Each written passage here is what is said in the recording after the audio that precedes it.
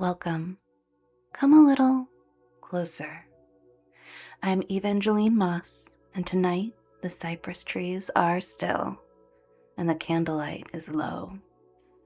Out here, the air is thick with stories, the kind that drift through the moss and settle softly around you. So, rest your eyes, listen closely, and let the swamp tell you a story.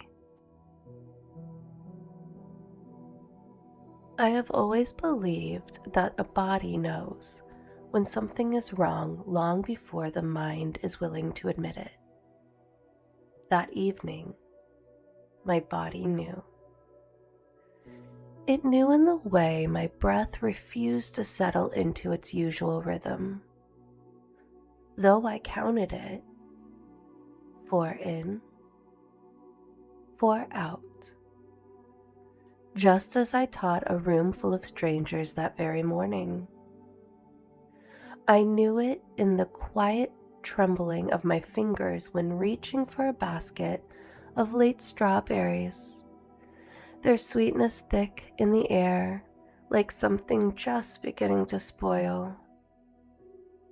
And I knew it, most of all, in the way the light felt wrong, how it fell across the pavilion floor, stretching long and thin, like it was trying to slip somewhere it didn't belong. I teach people how to be still, how to sit inside themselves without flinching, how to name a feeling without letting it swallow them whole.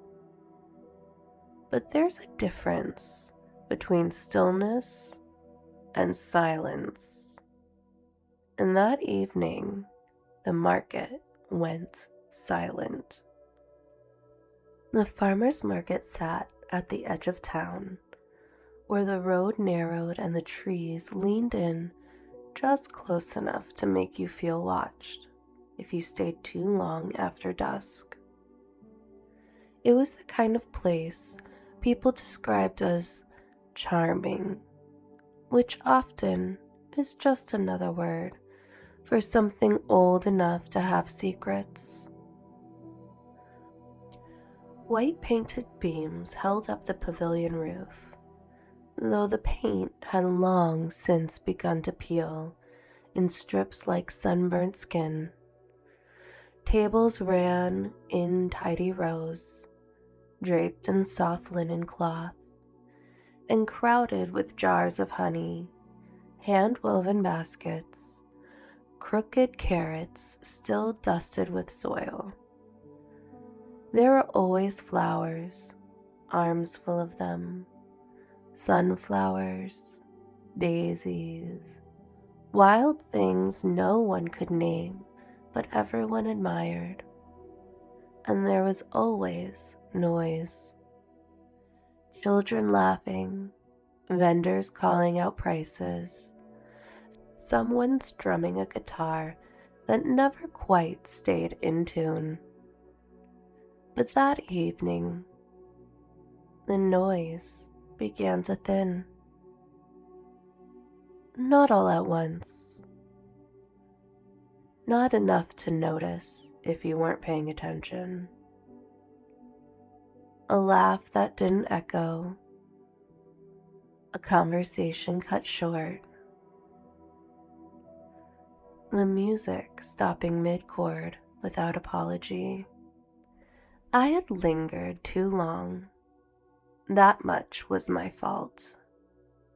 I had been speaking with a farmer, Thomas, I think that was his name, about soil health and the way intention could affect growth. He humored me, nodding in a polite way people do when they don't quite believe you, but enjoy listening all the same. You treat the earth like it's listening, he said. It is, I told him, and I believed that. I still do. But I had not considered what else might have been listening. When I finally looked at my phone, the sky had already begun its slow descent into that deep, bruised shade of purple that comes just before night settles in for good. 7:30. Later than I meant to stay. Time gets away from you out here, Thomas said, though I don't remember him walking away. In fact, I don't remember seeing him leave at all. It was that quiet that unsettled me.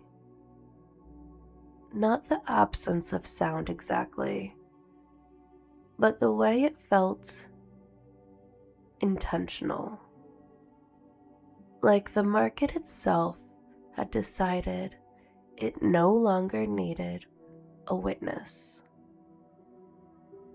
I began to gather my things: a bundle of herbs, a loaf of bread wrapped in paper, a jar of something I didn't quite remember buying. My hands moved automatically, but my attention had already shifted somewhere else, towards the far corner of the pavilion, where the light did not quite reach. That's when I saw her. The stall had not been there before. I'm certain of that. I had walked the full length of the market twice already, slow and observant, as I tend to be, letting my senses take in every color, every scent.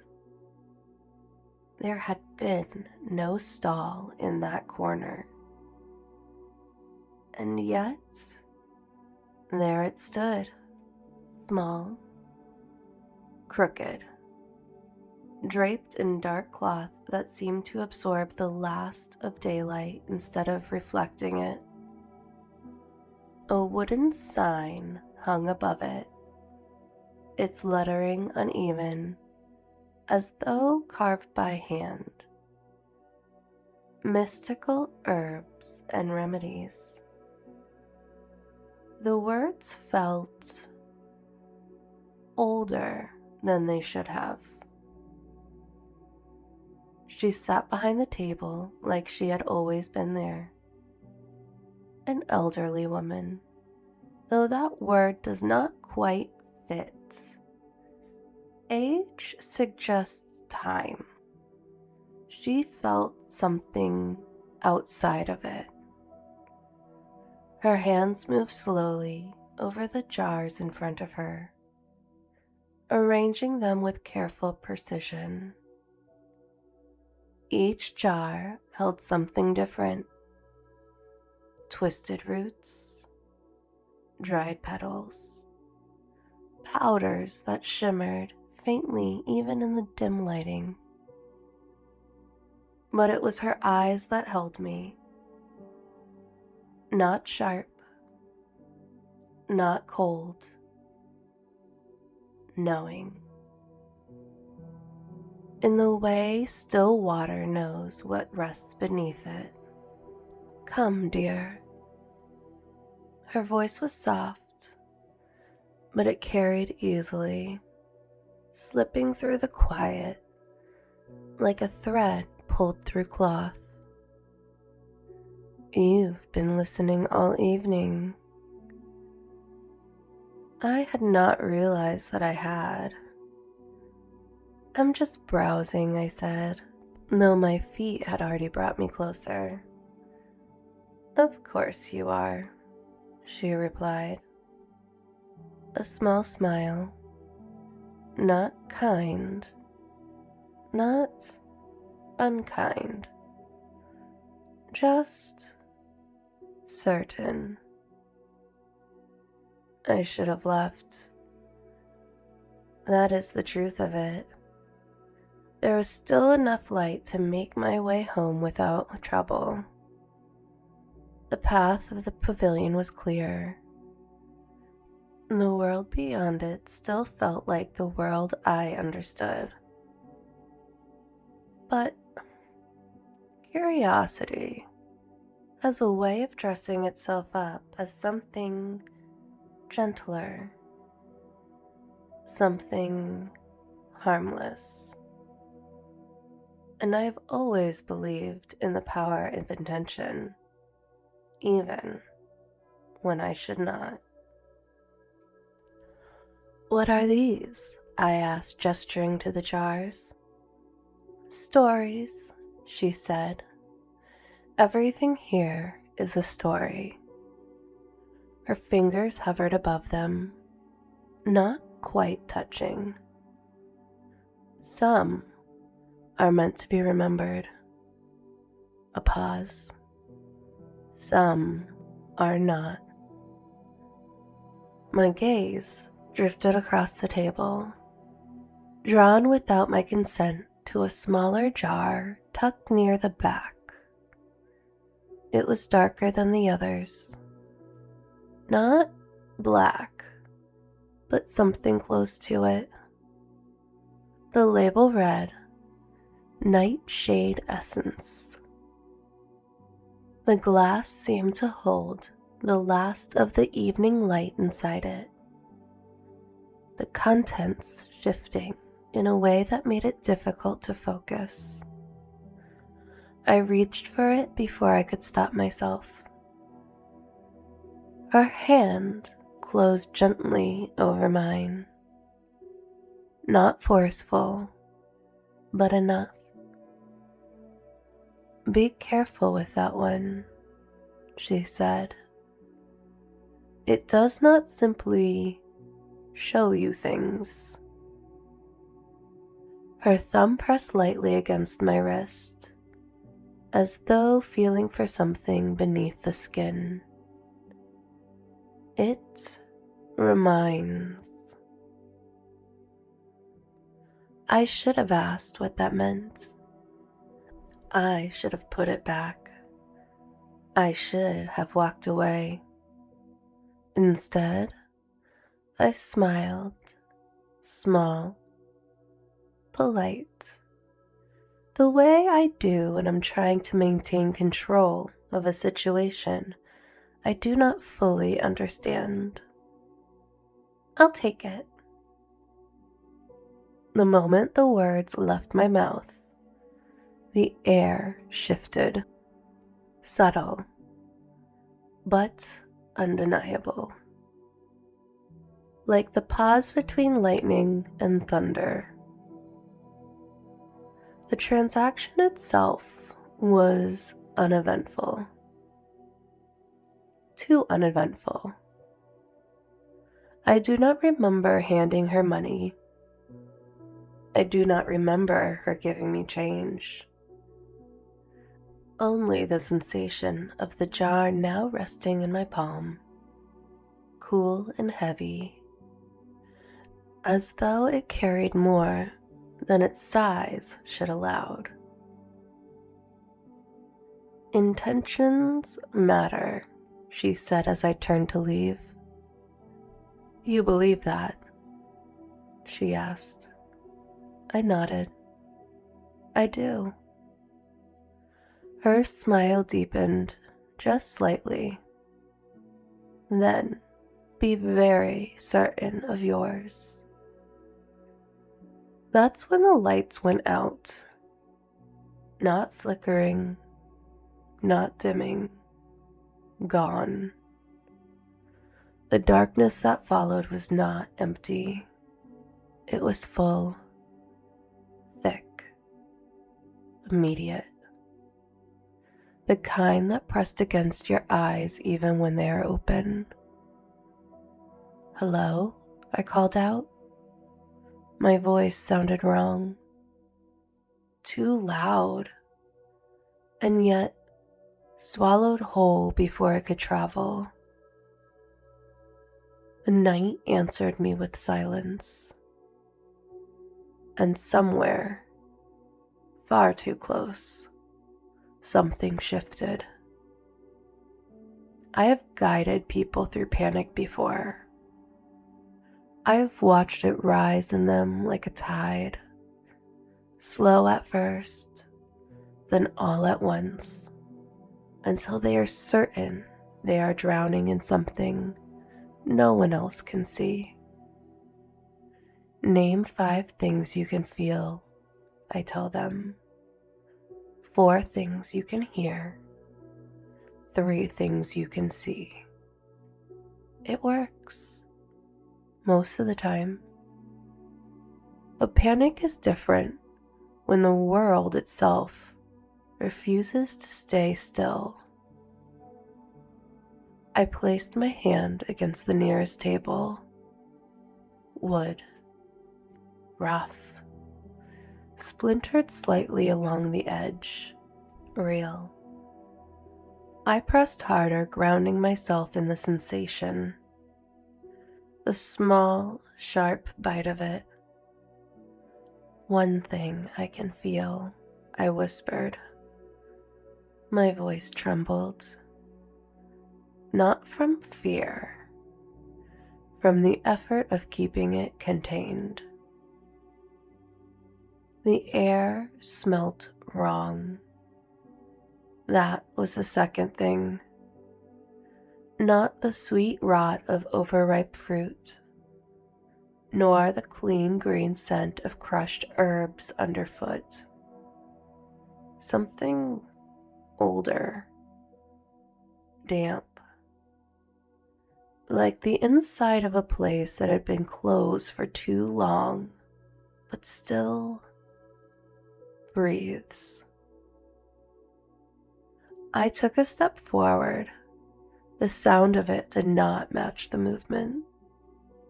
My foot came down, but the echo, it followed a beat too late. No, not an echo. A second step. I froze. There are moments when the body refuses to obey. This was not one of them. My body wanted to run. It wanted to tear itself out of that space so violently, it would have left something behind if it meant escape. But I did not run, because running would have meant acknowledging that something was there to run from. And I was not ready to do that. 4 things I can hear, I said quieter now. My voice folded inwards, as though the dark were listening too closely. I listened, carefully, deliberately. A breeze moving through the beam above me. Except there was no breeze on my skin. The slow creak of wood settling. Except it did not settle. It stretched. My own breathing. Except it did not sound like mine. Too shallow. Too quick. And then something else. Not a sound exactly, more like the absence of one. A place where noise should exist, but doesn't. Like a held breath. Not mine. I closed my eyes, which, in hindsight, was a mistake. Because when I opened them again, the market had shifted. Not dramatically, not in a way that could be pointed to and named, but enough. The tables were not where I remembered them. The aisles seemed narrower, the ceiling lower, and the exit gone. No, not gone. Just not where it should be. I turned slowly, forcing my breath to deepen. Inhale, I whispered. Exhale. The words in my mouth felt thin, like paper dissolving in water. I reached into my pocket, and the jar was still there. Nightshade essence. It pulsed faintly against my palm. Not physically, not in a way I could prove, but I felt it. A subtle awareness, as though it had been waiting for the dark. You bought it. The voice came from behind me. Close. Too close. I turned slowly. The woman stood at the far end of the aisle, or what I thought was the aisle. Distance behaved strangely now. She seemed both far away and near enough to touch if I reached out to her. You should not have stayed, she said. Not accusing, simply true. I'm trying to leave, I replied. And I was, I think. She tilted her head. The movement was wrong. Too smooth. Like something remembering how a body is supposed to behave, rather than living inside one. Yes, she said. They all do. Something in my chest tightened. Who? I asked. She didn't answer. Instead, she gestured, not to me, but the space around us. Listen. And I did. At first, there was nothing. Only the same oppressive quiet, pressing from all sides. Then, a whisper, so soft it might have been imagined. And then another, and another. Layering, overlapping, until the silence broke, not into noise, but into something far worse. Recognition. The voices were not random. They were not distant. They were close, and they were speaking to me. Not my name. Not at first.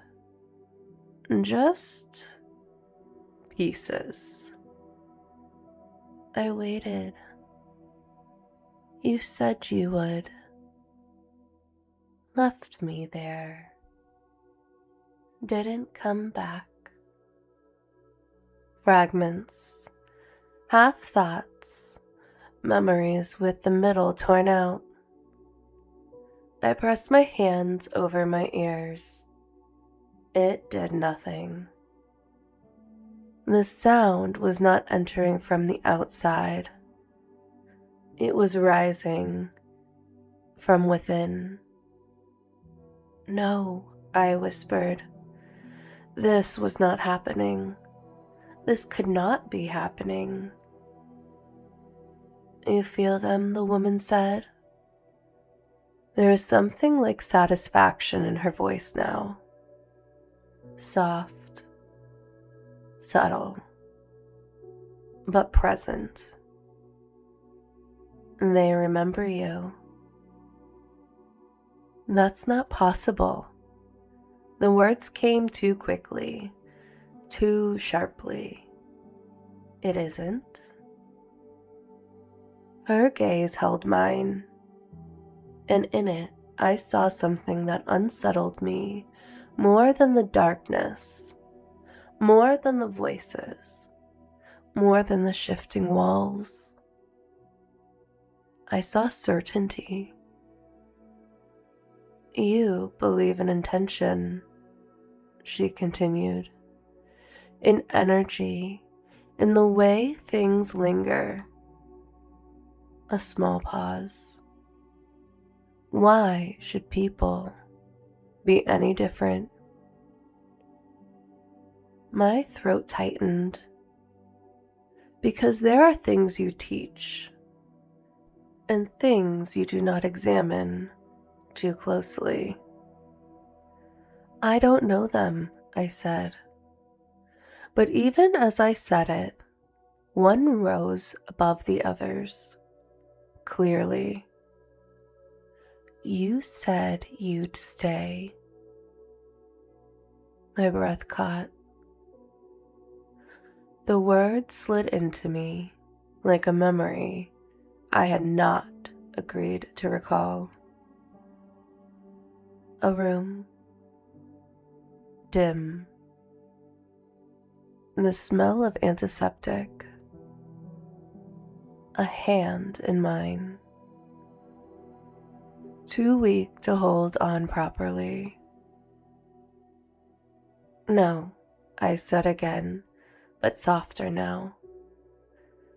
The market seemed to lean in closer, not physically, but in awareness. You don't get to forget, the woman said. Not here. The jars. I turned, slowly. They had changed. The cart I had seen before now stood at the center of the pavilion, closer than it should be, closer than it had been. Each jar trembled slightly, as though something inside them was pressing outward. The label shifted as I watched, the ink rearranging, letters forming and reforming, until they became names.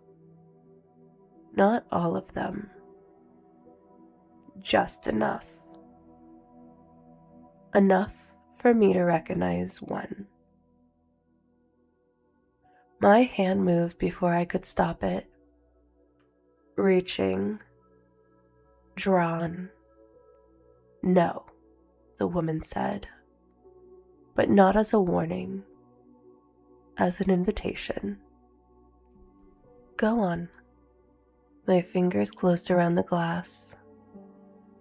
And the moment I touched it, the market disappeared. Not faded, not dissolved. Replaced by something I buried carefully, deliberately. A memory I chose not to carry. And now, it remembered me back. The first thing I noticed was the quiet. Not the market quiet. Not that thick, watching silence. This was smaller, contained. A room that had already decided how it would end. Fluorescent lights hummed overhead, flickering just slightly at the edges, as though the world itself were struggling to stay present. The smell hit me next. Sterile, sharp, and beneath it, something faintly sweet, something decaying. I knew this place. Not in the way you recognize a location, in the way your body recoils before your mind can form the thought. No, I said, but I was already there. The bed sat against the far wall, sheets too white, too tight, pulled with the kind of care that removes comfort entirely. And in it, her. She was smaller than I remembered. That is the cruelty of memory. It reshapes people to fit the version of them that you can survive. Her hand laid against the blanket, fingers curled inward as though still trying to hold on to something that had already slipped away. I did not want to go closer, but I felt my feet move anyways. Because something in that room recognized me. You said you'd stay. The voice did not come from her mouth. Her lips did not move. Her chest barely rose. But I heard it. Clear. Certain. I was here, I said quickly. Too quickly. The words tripped over themselves, desperate to be believed. I came. I sat with you. You left. The lights flickered, and for just a moment, the room shifted. The walls breathed. The edges softened, and something else pressed through. The market. Not fully, just enough. The wooden beam stretched across the ceiling, overlaying the sterile panels. The scent of herbs blending into the antiseptic air, thick and wrong.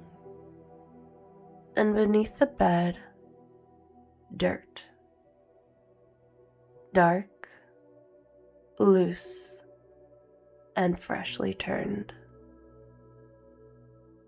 I stumbled back. No, I whispered. This was not real. This could not be real. But the room did not release me. You said you'd stay. Her hand moved, just slightly, fingers uncurling, reaching. I froze, because I remember that moment, not as it was, but as I chose to keep it. A peaceful passing, a quiet goodbye, a presence held until the end. That is the story I told myself, the one I repeated, the one I taught my body to believe so deeply it no longer questioned it. But this was not that version. You checked your phone. The voice came out of somewhere. Not her. Not entirely. From the corners. from the seams where the room met the market. You said you'd be right back. I was, I insisted, but the certainty was gone. The jar, I could feel it even here, still in my hand, still open, still listening. I just stepped out for a minute, I said. The lights flickered again, harder this time, and when it steadied, the bed was empty. My breath caught. No. No. The sheets remained, the imprint of her body still pressed into them, but she was gone. Too long. The whisper came from behind me. I turned.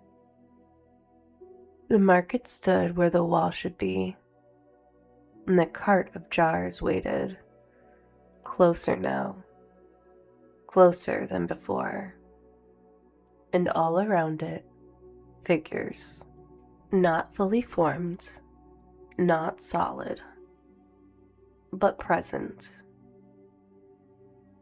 They shifted like smoke trying to remember shape. Faces half built from memory, eyes too deep, too knowing. And then among them, her. Not as she had been in bed, but not as she had been in life either. Something in between. Something unfinished. You left, she said again. And this time, the others joined her. You left. You didn't come back. You said you would. You always say you will. The words layered, stacked, pressed inward. Not separate voices anymore. Just one. A chorus built from every unfinished movement, every almost, every promise softened just enough to break. I didn't know, I began, but the sentence had nowhere to go, because I already knew. Not everything. Not the exact moment. Not the precise second breath would stop. But I had known enough. Enough to stay. And I hadn't. The ground beneath my feet shifted. Not violently. Just enough to unbalance. The dirt spread outward, swallowing the clean tile, crawling up the legs of the bed, climbing, reclaiming. This is what remains, the woman said. She stood at the edge of it all, unchanged, untouched. Not death, she said with a small pause, but what is left undone. The figures moved closer, not fast, not aggressively. I think that would have been easier. Instead, they reached, slow, certain, as though they had all the time in the world. You don't get to be calm here, the woman said softly. My breath stuttered. I tried to ground myself, tried to count, tried to pull my awareness back into my body, But my body was no longer entirely mine. It belonged, in part, to everything I had refused to hold on to. You teach people to let go, she continued. Her voice moved closer without her body following. But you never learned how to stay. Something in my chest cracked, not open, exposed. The figure surrounded me now. Not touching, not yet, but close enough that I could feel the absence of warmth where they should have been. Close enough that I could see their faces and recognize pieces. A student I had reassured too quickly. A friend I had stopped calling. A moment I had softened, reshaped, reframed, until it no longer resembled the truth. I help people, I said. It sounded small. I do good. The silence that followed was worse than the voices, because it was not empty. It was considering. Yes, the woman said. And for the first time, there was something like pity in her voice. But you mistake peace for absence. The ground gave slightly beneath my feet, not falling, yielding, as though something below it were making room. Everything you leave behind, she said, comes somewhere. The jar in my hand grew warmer, not hot, but alive, and the figures leaned in closer, waiting, not for me to run, but for me to remember. The worst part was not the voices, not the figures pressing close, not even the way the ground began to soften beneath my feet, as though the earth itself had decided I belonged inside. It was the waiting. They weren't rushing me, not dragging me down, not forcing anything. They were giving me time. And in that time, I understood. This isn't about freeing you, I said. My voice sounded different now, quieter. Not from fear, from knowing. The figure stilled. No, the woman said. A simple answer. A final one. It never was. The jar in my hand pulsed again, stronger this time. I looked down at it, at the dark, shifting contents that no longer resembled herbs or powder or anything that belonged inside a glass container. It looked like movement, like memory, like something trying to take shape. You don't trap them, I said slowly. The woman's smile deepened. They come, she replied. The words settled into me like a terrible kind of ease. Of course they did. Where else would they go? Everything unfinished, everything left open. Everything softened into something easier to carry. It does not disappear. It waits. And I had believed I could outbreathe it. I can't stay here, I said. The words felt thin even as I spoke them. Not untrue, just irrelevant. Everyone says that, she answered gently. Around me, the figure shifted again. Closer now. Not threatening, expectant.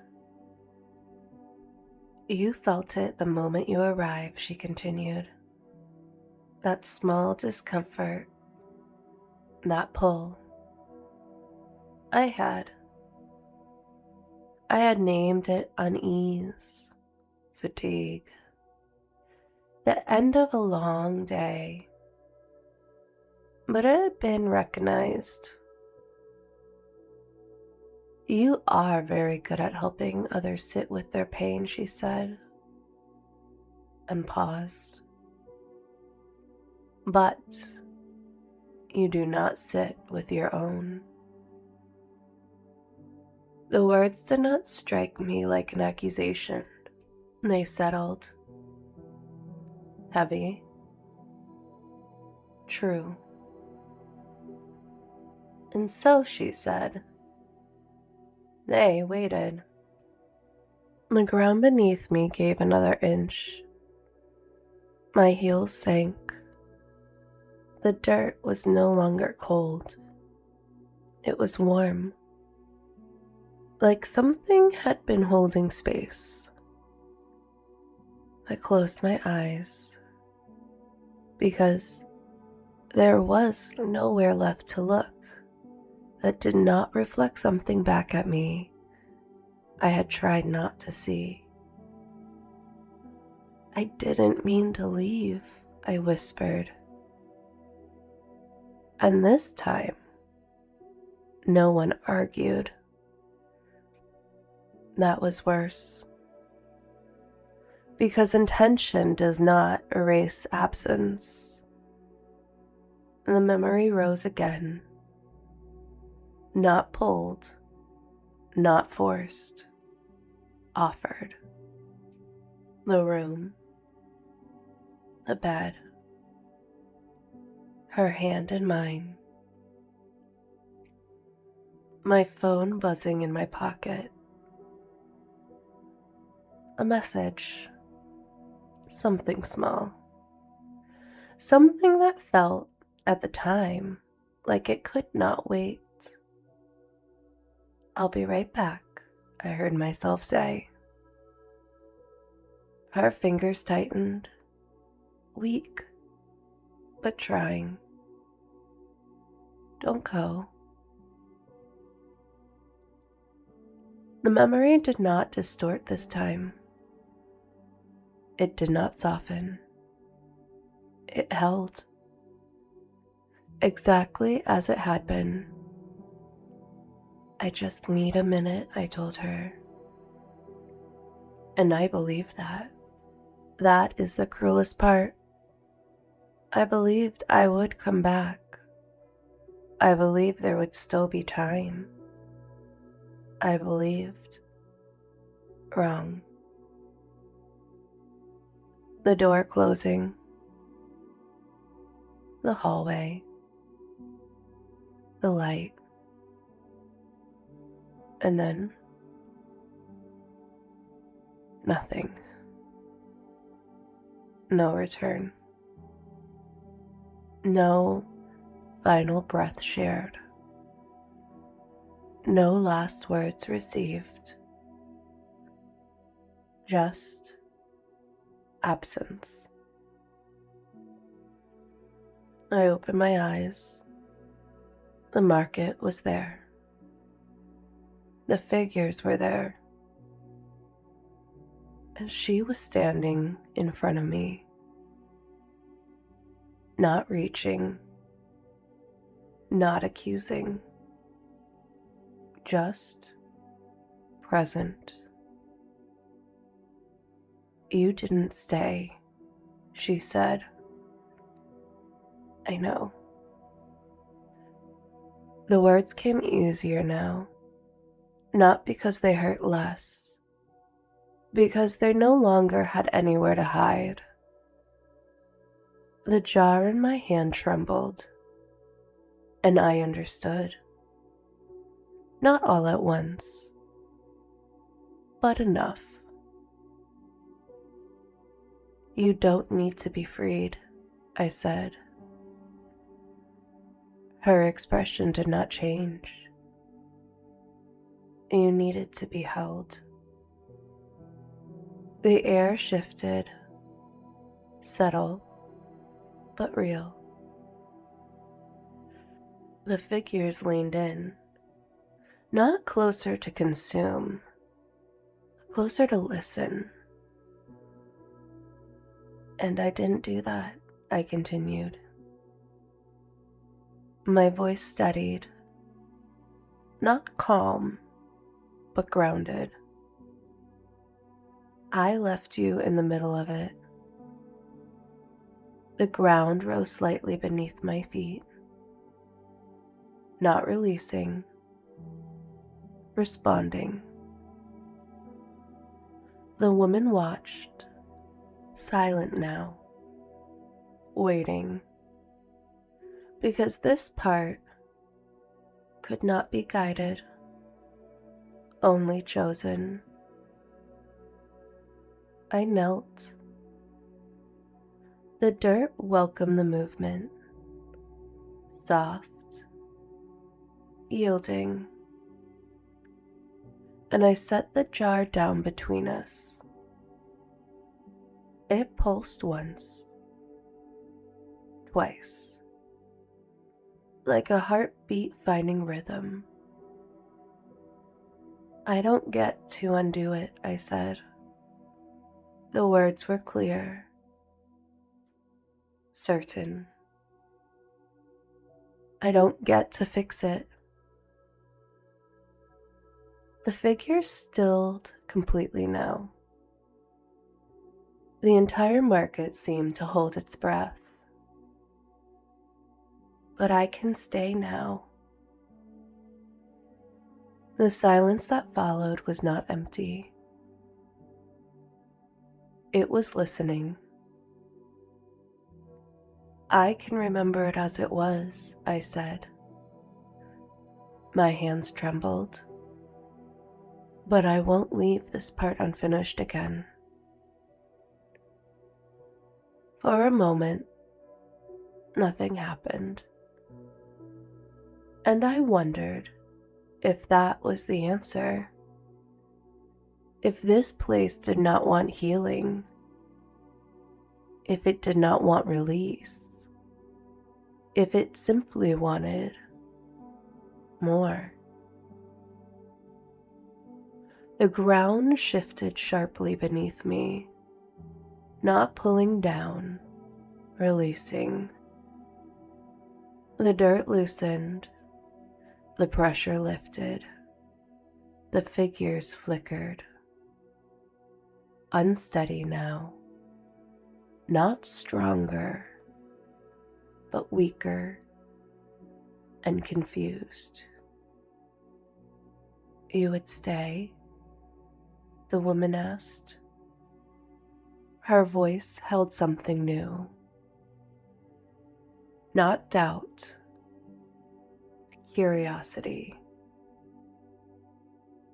"I already didn't," I said. A small breath. "This is what that costs." The jar cracked. A thin line splitting the glass from top to bottom. Light, soft, pale, unsteady, began to seep through, not blinding, not overwhelming, just enough. The figures recoiled, not in pain, in recognition. "You don't belong to us," one of them whispered. And for the first time, there was no accusation in it, only understanding. "No," I said, and it felt different now. Not denial, truth. "But I remember you." The crack widened, the light spilled out, not consuming, unraveling, thread by thread. The figures began to change, not disappearing, resolving. Edges softened, faces becoming whole, not trapped, not held, just complete. Her form was the last to shift. She looked at me, not as something left behind, but as something finally seen. "You stayed," she said.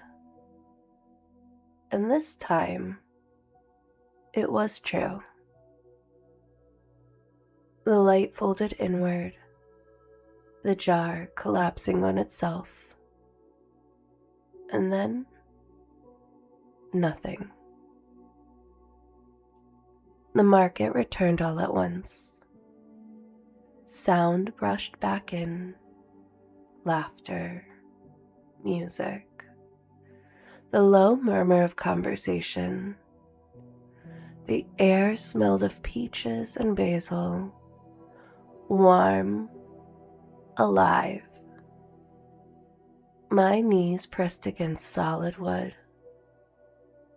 No dirt, no shifting ground.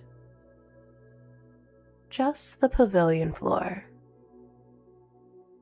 A vendor nearby glanced at me concerned.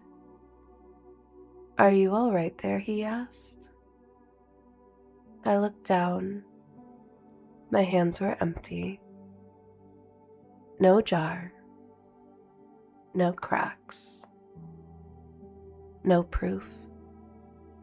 Except something had settled. Not gone. Never gone.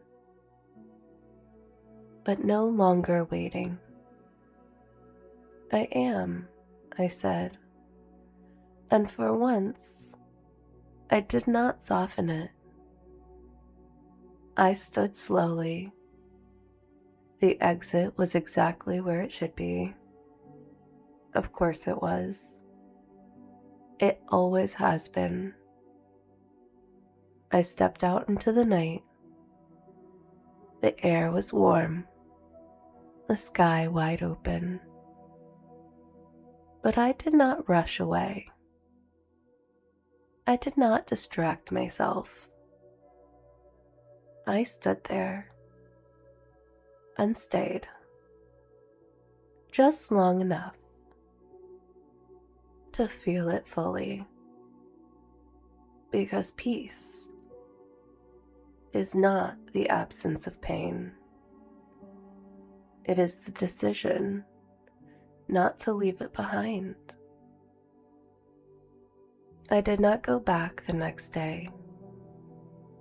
That would be the version of the story where I learned nothing.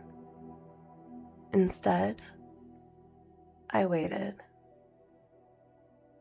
Days passed the way they always do, quietly, without asking permission.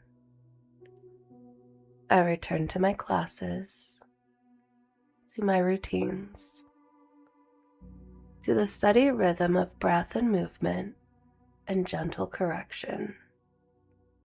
Inhale, exhale. Stay present.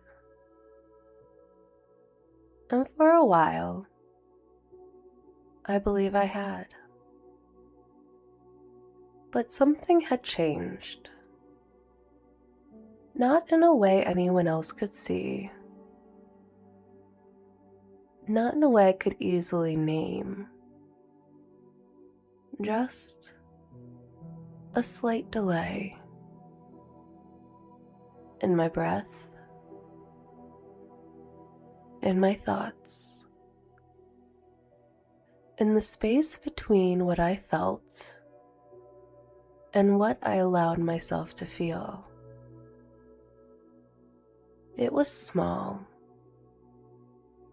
almost imperceptible, until it wasn't. It happened a week later. A student stayed after class. She lingered near the doorway, shifting her weight from one foot to the other, her hands twisting together in that quiet, nervous way that I have seen hundreds of times before. "I just need a minute," she said. I smiled. Soft, reassuring, familiar. "Of course," I told her. "I'm here." And I was. I listened. I nodded. I offered the kind of steady presence I had built my life around. But as she spoke, something in her voice caught. Not the words, the space between them. A hesitation. A fracture. And before I could stop it, I heard it. Not her voice, under it. Layered beneath her breath. A whisper. "Stay." My body went still. She kept talking, unaware. But the word did not fade. It settled. Not in the room. In me. I swallowed, forced my attention back to her. "You don't have to carry everything alone," I said. The words came easily, too easily, because I believed them. But as I spoke, the same quiet shift passed through me again. That delay, that space, and in it, something answered. "You didn't." My breath caught, just for a moment, just long enough. The student noticed. "You okay?" she asked me. I smiled again. "Yes," I said. And this time, it was almost true. She left a few minutes later, thankful, lighter. I watched her go. I stayed where I was, because something in me understood. Leaving too quickly is how it begins. The room was quiet now. Not wrong. Not heavy. Just still. But not empty. Never empty.